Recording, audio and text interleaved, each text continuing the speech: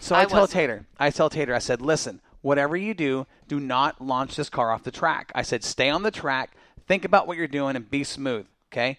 Took 4 laps for him to launch it off turn 4. Again? Right where Gary did. No. It was before. He was right past the apex. He barely missed the big sprinkler pole over there, okay?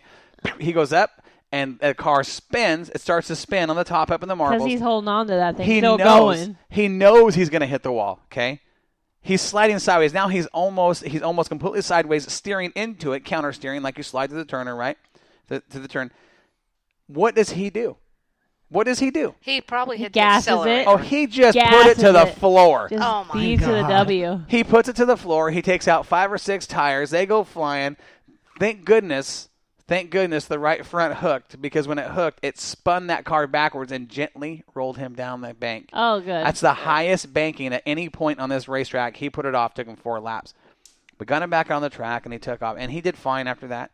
But, we got to work on corner entry with him. He's got an issue of entering too low and washing out on the exit. But other than that, Everybody does. Well, Adults down are there. having problems. Hey. not everybody. All Okay, right. so I watched a grown man do it several times. Well, this you morning. come in on turn 3 and you see that turn, you're like, I'm going to hit that. And So you just- here, and and this you is slide out. well, that's the thing about Marion Creek Speedway. It is so deceptive. You look Yeah. at it, and it looks like this cute little racetrack, and it's Yeah. pretty, and it's manicured, and it's got high banks that are going to hold you on.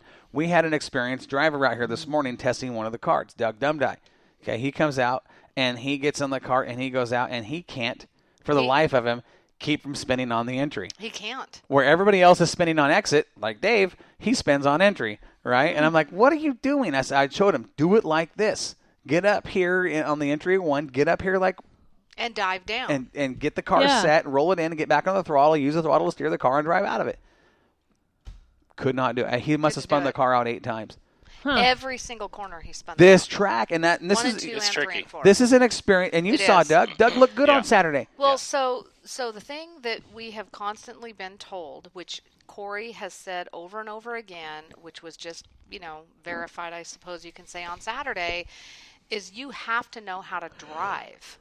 You can't just get on this track and just drive around This is it. It is a driver's track. it's deceptive, Gary.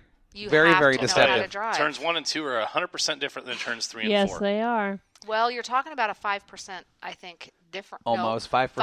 5 or 6%.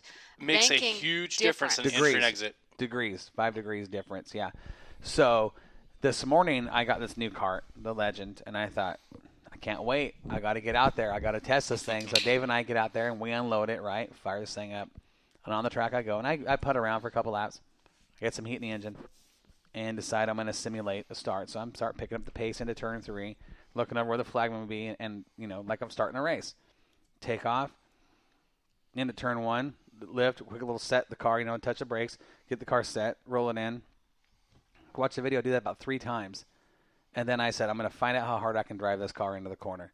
Took that thing wide open into the corner, 50 miles an hour, and stuck it in there, rolled it in, never touched the brake, and that thing went through like it was on rails. And I went, We have it on video. Whoa. We actually have that I one said, on video. whoa, well, wait a second. So I fly down the backstretch into turn 3, get a quick little, because turn 3, you're banked. It's 20 degrees getting in. You're flying. So I did a quick little touch of the brake, get the car set, back on the throttle, fly out of there.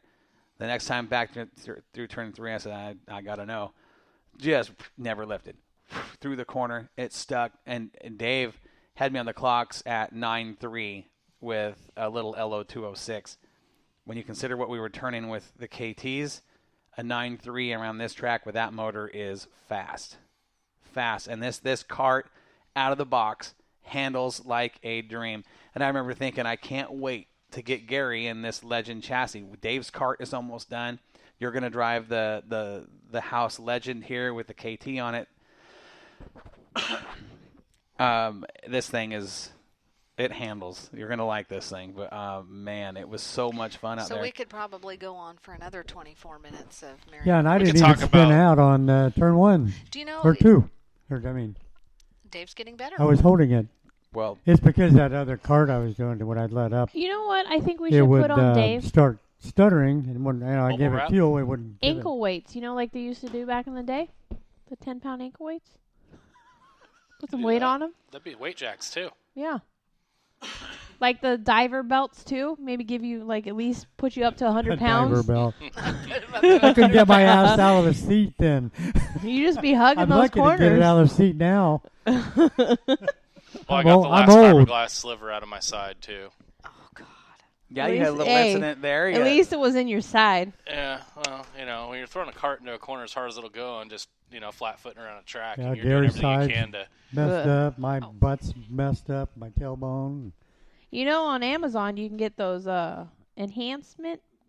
backside enhancement underwear where you get fake buns. You can just get some of those. Well, Oh, for, and it'll keep his buns. Yeah. I thought for cushion, a maybe I'll just cushion. wear some Depends. for cushion. $12.95 Amazon. You're old enough to wear Depends, I Yeah, guess, I'm right? almost old enough. Yeah. Oh my Jeez, Dave. goodness. Sometimes I'm old enough. Are you kidding me? So it has been exciting out here at Marion Creek Speedway, to say the least. We, oh man, it's been so much fun here the last week. With the practice and the little private sessions we've had on these things, these carts we've got. It's going to be a good time, I guarantee you guys. We got to get out here and check it out. If you haven't seen the videos, you can go to Marion Creek Speedway's Facebook page. You can check it out. Dave's got some good videos on there. We've got videos of pretty much everybody driving. Jake Clausen was here, Chris Clausen, Eric Schofield, and Justin Lemon in the 42 in the 500 cage carts. What did you? I think you weren't here, Nana. You were out playing Yeah. Duck Hunter Got or it. something. What did you guys think about the cage carts? Sandy, what did you think about them? They're fast. Holy moly, they're fast. Very fast. That's all I can. Yeah. Dave, when you saw them here, what was your thoughts? They were just so cool. The- I mean, I would love to drive one, but I'd probably hurt myself. I already know I'd be this. afraid I to. really want to buy one after seeing those things run. The thing I was thinking was the scale of the cart and the ratio scale size to the track and the speeds they were pulling and coming out of turn 4, watching both front wheels off the ground. That was cool. So let me ask you. When I put all 4 cage carts out after Eric Schofield arrived, he was the last cage cart to show up. I think was it Lemon? No. Eric was. Eric was the last one, Okay. period, to show up. So Eric Schofield was the last one to show up. We got him out there and turned him loose for a couple of warm-up laps, and we had all 4 500s on the track. Remember this? And I thought, you know what? I want to know how this is going to race with at least 4 carts. Let's put together a trophy dash and let's see what it takes. Let's see what it looks like. So they're all there putting around there, and we've got the caution flag out, and I walk out on the track and I point to him and I tell him, cross it up, make an X with my arms, cross them up. And I give them the sign, like your, 2 karate chops, whatever, side by side. And they're all like, all right, let's do it. So they did a pace lap. They came out of turn 4. We dropped the green.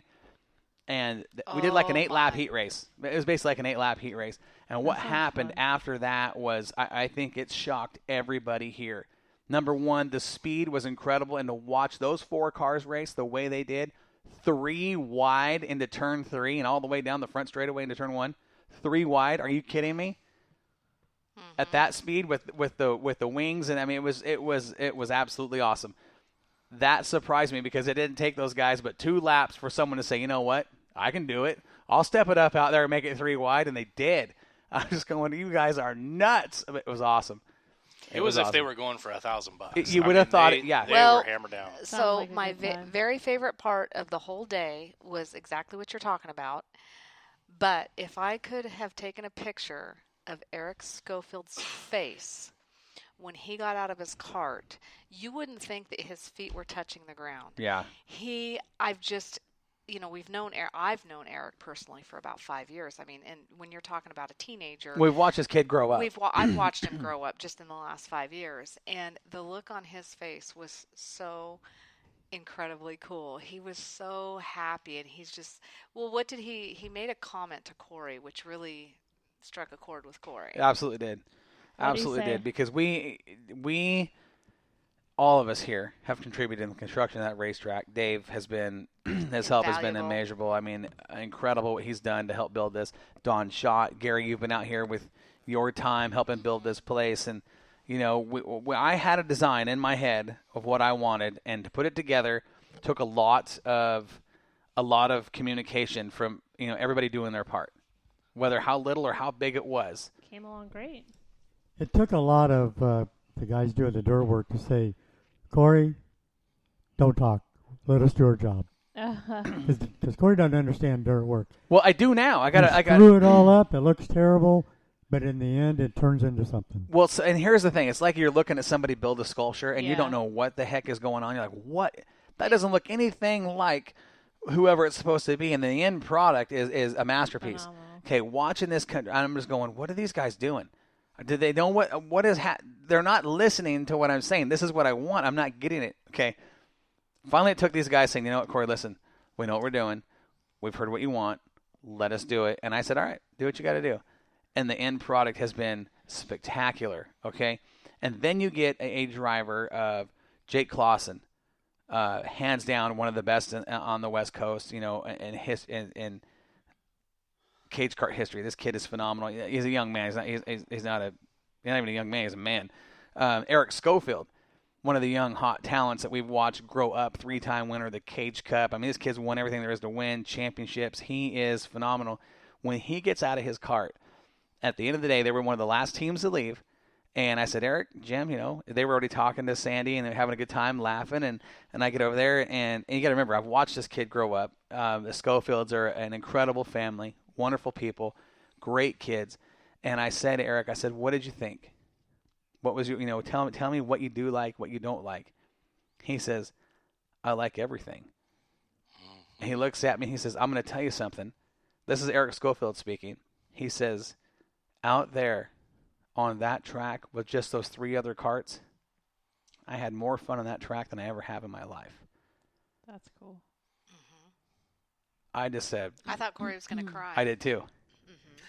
That's a huge but here's the thing. Anybody else, you know, just the average guy that would have said that, it would have meant a lot. That's cool. But when you get a driver like Eric, now you got to remember, this is a kid I watched grow up, okay? But you understand what kind of kid he is and what kind of driver he is. When you get one of the top drivers to tell you that is probably the best racetrack they've been on, Ever. Yeah. there's something happens inside you. You know, it's wow. A little bit of disbelief, a little bit of pride. You know, I just remember thinking the whole time this thing was being constructed that there's people that are dear to me that aren't here looking down going, you got something here. Approval. You got something here. And then when he verified that, he just said that, I just thought, That's cool. you know, I know some men that are proud that would have loved to see this. And that's one of my first thoughts, you know.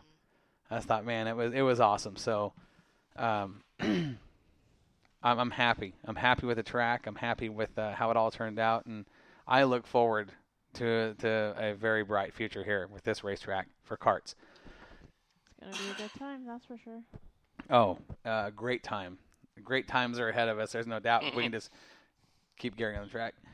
And Tater. And Tater, yeah. Definitely. But here's the one thing about Gary, watching him drive. I mean, Gary can drive. I learned that real quick. Gary can drive.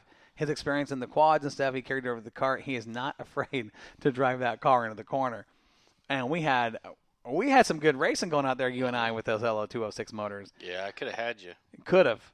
Could have had you. But what happened? I was over driving the car Oh, why?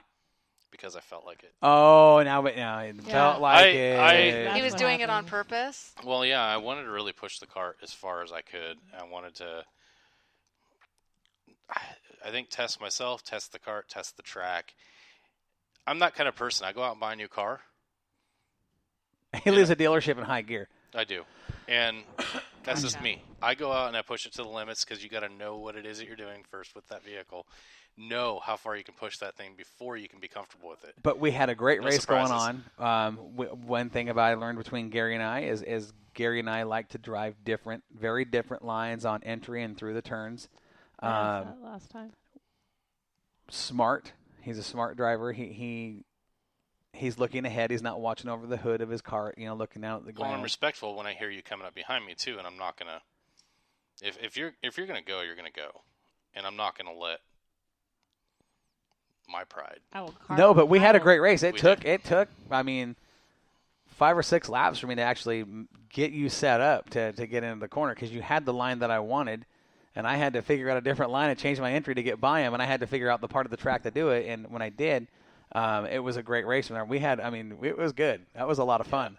A lot of And when fun. you took me at 3 and 4 there, I went up a little high because I was trying to. But I wanted had to watched try you the for middle of 3 the track. laps do that, and I knew